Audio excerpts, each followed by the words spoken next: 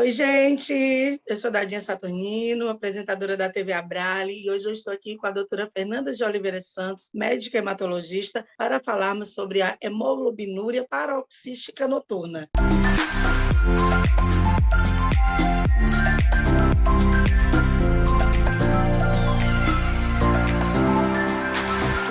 Doutora Fernanda, muito obrigada pela sua participação aqui na TV Abrale. Desde já, seja muito bem-vinda. Muito obrigada, Dadinha. Sempre um prazer estar aqui com vocês da TV Abrale. E esse assunto é um assunto bem interessante para a gente conversar, né? A hemoglobinúria paroxística noturna, também conhecida como HPN, já que o nome é difícil de falar, aí a gente pode falar HPN. Perfeito, doutora. Então, para começarmos aqui a nossa conversa, já gostaria que você explicasse o que é HPN. A gente tem duas definições, né? A definição clínica e a definição patológica. O que acontece é que há uma mutação no gene da GPI e com isso acontece uma expansão clonal do que é não oncológica, né? A gente considera essa doença não oncológica. Então, o que a gente sabe que não é uma doença que é hereditária, passa do pai para o filho, mas ela acontece uma mutação naquele paciente e isso vai causar uma série de sintomas. A definição clínica é que é uma anemia hemolítica, né, não imune. O que a gente sabe da doença é que ela é bastante rara. No Brasil, a gente não tem os dados muito específicos, mas os dados americanos falam que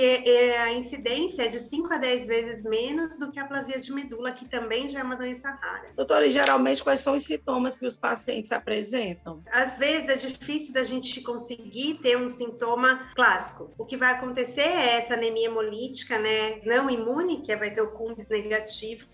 Pode ter sinais de hemólise, então, que a gente vai ver a presença de esquizócitos, pode ter neutropenia, plaquetopenia, ou até mesmo um quadro de aplasia. Então, quando a gente pega um paciente com aplasia, a gente precisa excluir que não tem um clone HPN como causa, porque aí o nosso racional vai ser mais para o transplante do que para a doença, para tratamento imune, quando a gente for tratar a aplasia. E pode ter dor abdominal ou sintomas de trombose. A trombose vai acontecer mais ou menos em 5% do diagnóstico inicial. Mas sempre que tiver uma trombose, principalmente esplênica ou de veia porta, sem uma explicação muito, assim, sem cirurgia, sem nada e sem nenhuma outra trombofilia, vale a pena a gente fazer a investigação de HPN. Mas essa trombose, ela acontece em algum membro específico? Na barriga. Então, o paciente vai ter dor abdominal.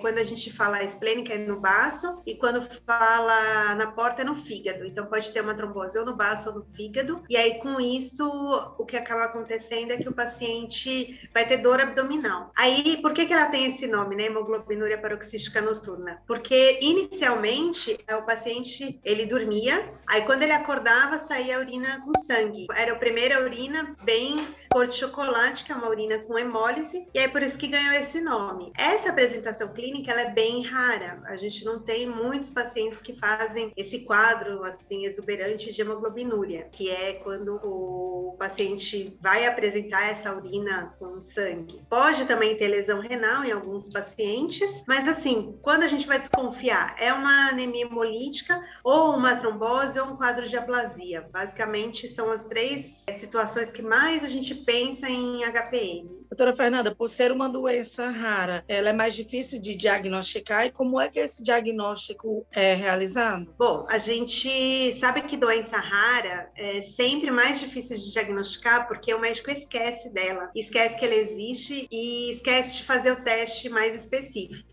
Então, toda vez que a gente está diante de uma doença rara, e por isso que eu acho que é sempre importante falar do tema de HPN, é lembrar as pessoas que ela existe e quais são os sintomas. Você viu aqui, eu falei sintomas bem inespecíficos, gerais, assim, que o paciente pode ter. Diante de um quadro que não tem uma explicação, sempre o médico tem que lembrar que existe HPN e pedir a pesquisa específica, que é uma citometria de fluxo hoje para o clone HPN. Então, você vai fazer a solicitação, né, imunofenotipagem, ou citometria de fluxo para HPN. Aí no laboratório eles vão fazer o teste pesquisando a presença desse clone nas alterações dessa glicoproteína e aí vai fechar um diagnóstico de clone. A gente pode ter um clone pequeno ou um clone grande. Então, geralmente, quando a gente tem um clone grande, o paciente vai ter mais sintomas. Quando tem um clone pequeno, tem bem menos sintomas e às vezes a gente só monitora esse clone pequeno. Assim, no Brasil, a maioria dos lugares a gente faz a pesquisa com citometria de fluxo. Mas existe existe um outro teste, que é o teste de Rahn e sacarose,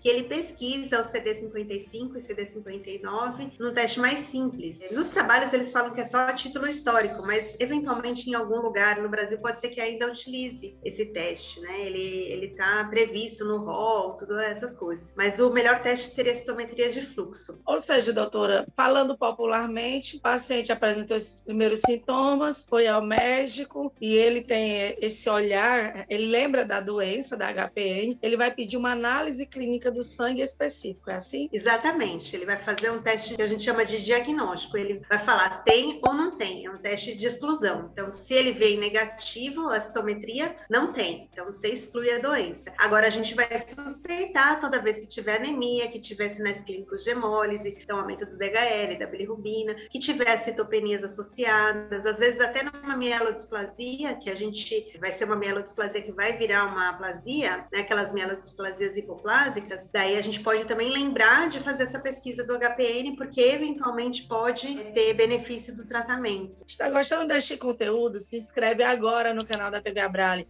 Aproveita, curte, comenta, compartilha com os amigos, com a família. Aqui tem tudo sobre o mundo do câncer. Tenho certeza que vocês vão amar. Confiram. Doutora Fernanda, e qual a incidência da doença? Faixa etária, sexo, tem algo específico? Então, como eu comentei no começo, né? A incidência ela é bem pequena, então de 10 vezes menos do que uma aplasia, por exemplo. A gente raramente vê em crianças e adolescentes.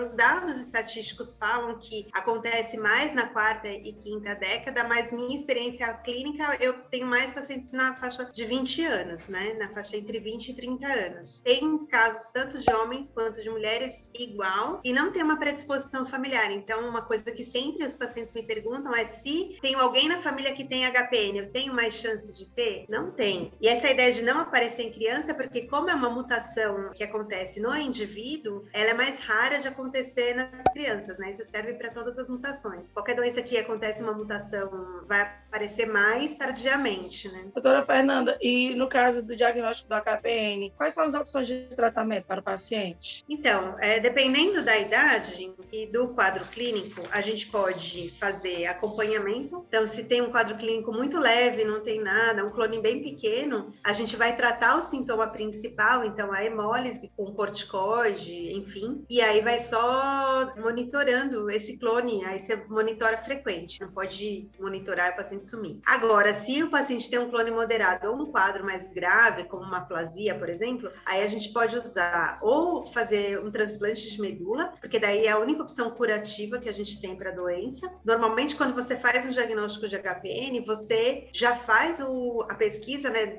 genética do paciente e dos familiares para saber se o transplante será uma opção ou não. Se o transplante não for uma opção, daí a gente tem o eculizumab, que é uma medicação já antiga, ela é um pouco cara. A vantagem do transplante é que você faz o transplante e depois do transplante você resolveu, você fica curado da doença e não fica tomando um monte de remédio, né, se não tiver nenhum quadro de rejeição. Mas o eculizumab é um tratamento menos agressivo e a aplicação ela é feita inicialmente numa dose semanal e depois fica a cada 15 dias para o resto da vida.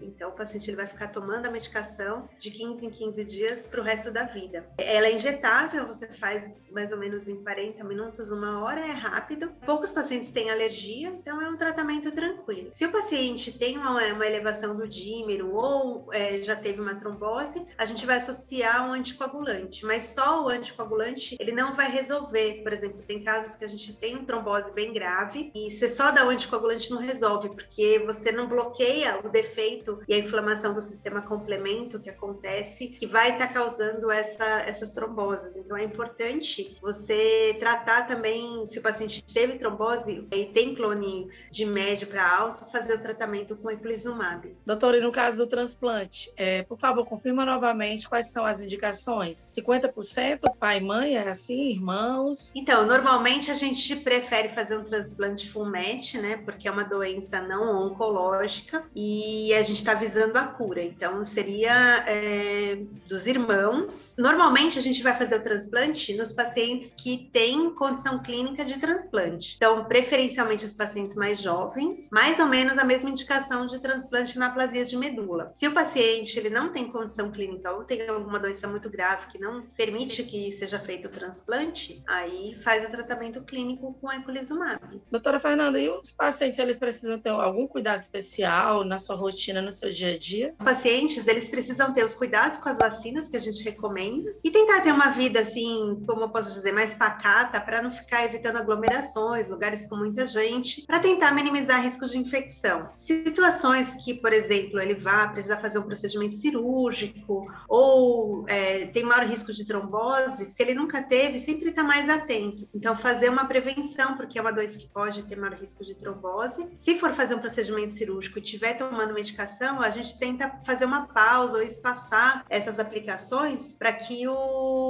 melhore a cicatrização, evite ter problemas de infecção durante o procedimento. É uma vida quase que normal, podemos dizer assim. Doutora Fernanda, chegamos aqui ao final desse nosso bate-papo incrível sobre a HPN. Eu peço para que a senhora deixe as suas considerações gerais aí para os pacientes, para familiares e até para os amigos do paciente que está aí em tratamento.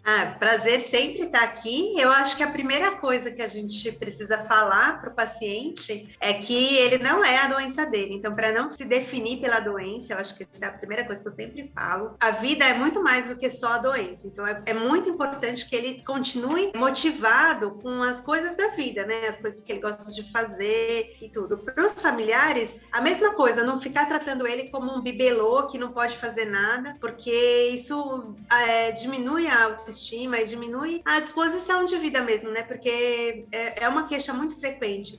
Minha família não deixa eu fazer nada. Porque, sim, ficou muito grave, quase morreu. Normalmente é assim, e aí fica aquele medo. Mas a gente não pode viver no medo, a gente tem que viver essa vida que é um presente, que a gente tem da melhor maneira possível, né? E se você tem dúvidas se tem HPN ou não, acho que você pode conversar com o seu médico, perguntar se ele fez essa investigação, porque às vezes ele já até fez e ele não te falou, mas às vezes ele fez. E se ele não fez, né, conversar se tem indicação ou não de fazer, porque às vezes pode fazer um diagnóstico um pouco mais tardio aí na sua doença e mudar todo o curso do seu tratamento. É isso, gente. Que mensagem motivadora. Vamos conversar com a doutora Fernanda de Oliveira Santos, médica hematologista. Falamos sobre a hemoglobinúria paroxística noturna. E se você gostou deste conteúdo, se inscreve agora no canal da Abrale. Aqui tem muito conteúdo sobre o mundo do câncer e as doenças hematológicas e eu tenho certeza que você vai gostar. Confira.